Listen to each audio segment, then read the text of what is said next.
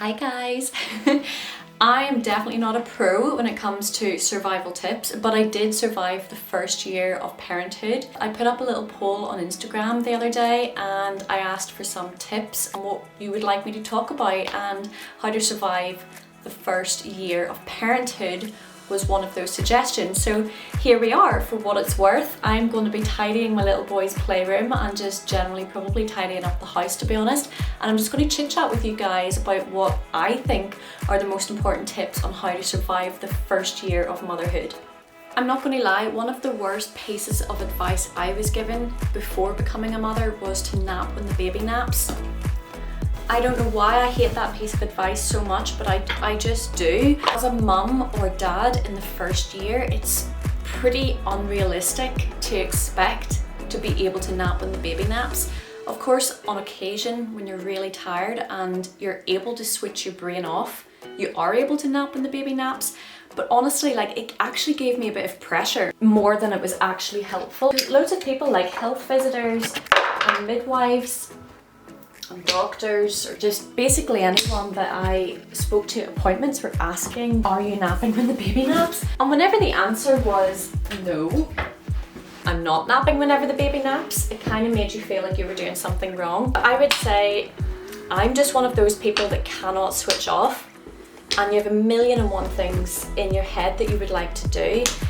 And obviously you don't really get to do very much whenever you have a newborn, because normally they're just sleeping on you, or they're feeding, or you're entertaining them or holding them in some way, or you're changing a nappy, or you're bathing them, or you're putting them to bed, or you get the gist. So there isn't always time to nap, because whenever the baby naps, then you obviously want to get things done around the house, or you just want to take a little bit of time to yourself just to chill and switch off from being mum. So I would actually say a tip to surviving the first year of motherhood is don't have that expectation that you should be napping when the baby naps, because it doesn't always go to plan.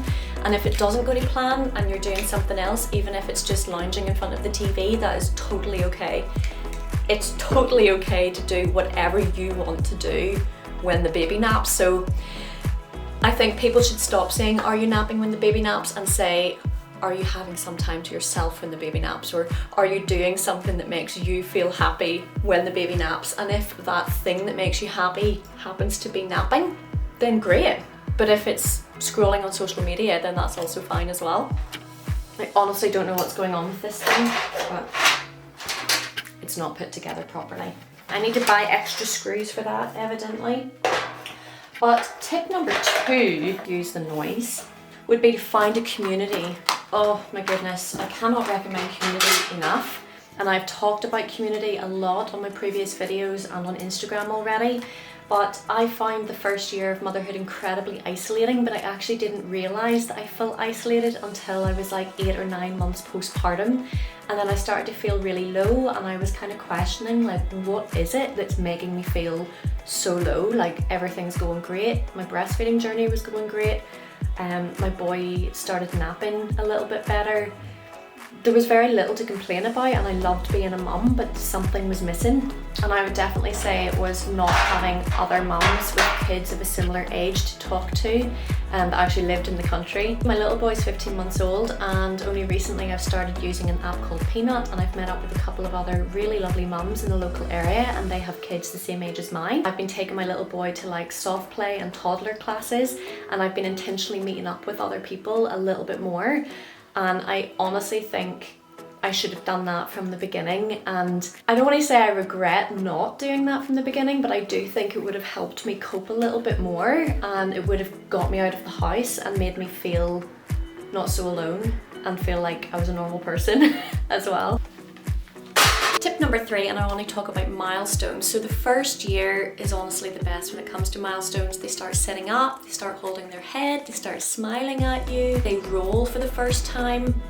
A lot changes in the first year, and I think most mums have already sort of come to the conclusion that you shouldn't compare milestones. Like, if your kids are a very similar age, maybe a couple of months apart, and one starts crawling and the other hasn't started crawling, then it's okay, because all kids are different. However, I would still say that sleep still hasn't come into that milestone sort of rule yet. And Sleeping through the night and having good naps is a developmental thing for little ones.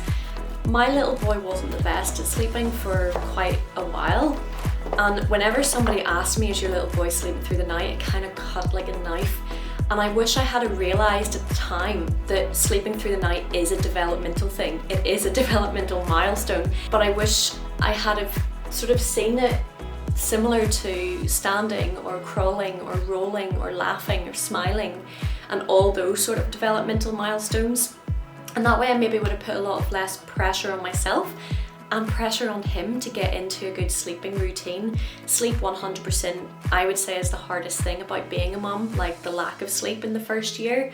Sometimes for other mums it goes way beyond the first year, and if you are one of those mothers, I'm sorry that your kid still isn't sleeping well. In the first year, if I had have treated it a little bit more like just any other milestone, then I would have felt less pressure around the whole sleep situation.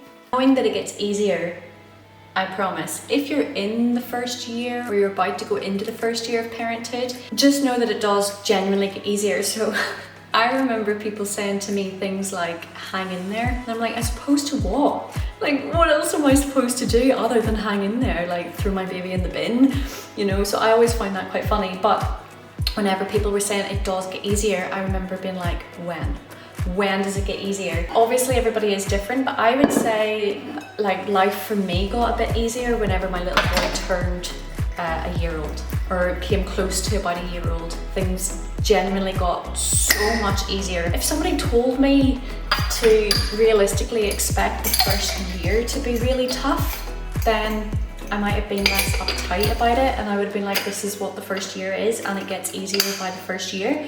Because I always thought that it would get easier by like 3 months, because people were like, oh, it gets easier. And then 3 months came and it wasn't easier. And in fact, I think it was even harder in some ways. And then 6 months came and I was expecting it to be easier by then, and it wasn't. One moment. For what it's worth, knowing that it does get like 100 times easier once your little boy is up and about on his feet, or like just entertaining himself, or I say little boy, it's because I have a little boy, obviously you may have a little girl, but managing your expectations of when things will get easier probably would be something that I would say would make the whole experience a little bit easier. A huge tip, or just a general tip of like how to survive the first year, I would say try and meal prep as much as you can. You can just make a bunch of lasagnas and cottage pies and stuff, some things that are just really easy to throw together, and then put them in the freezer, so all you have to do is put them in the oven. That helped a lot. We did have a family member that brought us over some meals that were already mostly cooked like that, and all we had to do was throw them in the oven, and it made such a huge difference to the first couple of months at least. Now, if you don't have a relative that can do that for you, then I recommend paying for like a food subscription or something where you can get ready meals dropped to your door. And actually it can be a really great gift from friends and family as well. If you don't want to spend your money on a subscription service for meal drop-offs or anything, then maybe you could ask your friends and family to gift you that instead. I know it's really hard when people say like, do you need anything for the baby? You're thinking of all the cute blankets, the cute clothes, the dummies, whatever it is. But meals were super important for us. I mean, if you don't fuel your body with good food, you go down. If the mother goes down, the house goes down. It's difficult. So that's a really great gift idea as well. I definitely recommend that. Speaking of food, all of this talk of food is actually making me really hungry, but I don't really have time to eat, to be honest. I've got a lot to do, so I'm just going to make myself a quick coffee and then finish this video. Oh, I needed this so badly. I'm really tired today. It might look like I'm just doing a couple of bits and pieces while I chit chat to you guys, but honestly, like, I have a list that's just never ending. But I do have a couple of more tips for you guys. So this one's a little bit weird, okay? It might sound a bit strange, but I remember asking loads of people before my little boy arrived for tips like this and like how to cope with a newborn, and a lot of people said to accept all the help you can. So when people are offering their services to you, like friends, family, whatever, if people are offering to take the baby so you can go and have a shower and have a nap and things, then accept all the help. I think that's a really great tip. If other people have given you that tip, then good job. But I think what's more important to mention is that it's okay not to accept help. Everybody wants to see the baby. But because I was told all the time, like, accept all the help, it kind of made me feel like I had to accept the help. And then I felt a wee bit guilty if I just didn't want them to take the baby. And sometimes all you need is to lie in bed with your baby, skin on skin, feeding, whatever it is that you need to do. And I think, I don't know, people are just so excited to see the baby, which is so beautiful and really, really precious moments. And it's so lovely to know that they love your child and that they want to be involved. But I do think as mothers, sometimes we can feel like a little bit controlling, or that we're hogging the baby. But just remember that it is your baby, and if you just want to lie in bed with the baby and you don't want the baby to be looked after by somebody else, then it is absolutely okay to say no. So whilst I do agree with accept all the help you can, I would just change it to accept all the help that you want to accept, but know that it's also okay to say no. Do you know what? This feels incredibly impersonal. I'm just going to zoom you guys in a little bit.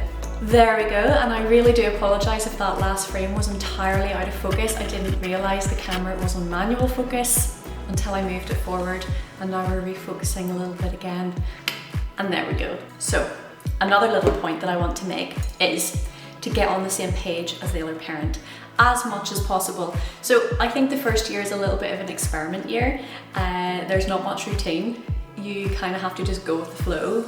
Whatever the baby needs or wants to do, it's kind of just what you do.